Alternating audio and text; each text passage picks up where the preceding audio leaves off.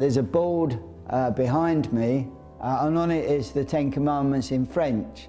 And if there were tick boxes on the Ten Commandments, in my early life you could say I've done most of those.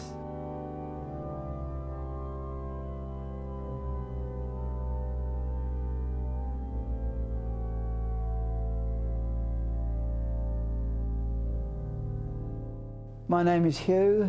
I am a cathedral guide, assistant and welcomer. I am also the assistant pastor of this French Walloon Huguenot church that we're now sitting in.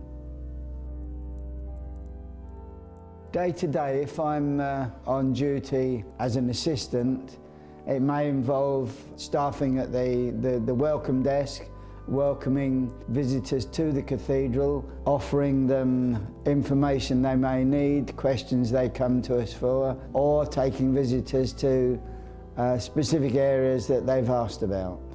Day before Christmas, my son came into the house and said, "Daddy, there's a strange man talking to my sisters." He introduced himself as the local minister. He said, "It's just before Christmas, why don't you come up to the church with you and your family?" So we went for the Christmas services, the carols and the Christmas Day service. And I started to think, oh, this isn't bad. And my wife noticed I was fairly up there, and she turned around to one of the staff organising it and she said, "What have you been letting him smoke?" And they said, "No, it's just, the Holy Spirit." And that was my start into the Christian life. I then started doing stuff in the local church, took various courses to become a lay minister, which has led finally to becoming a lay chaplain within the team here at the cathedral. And the great thing about being a chaplain is it involves a lot of talking, and my wife always says he can talk a lot.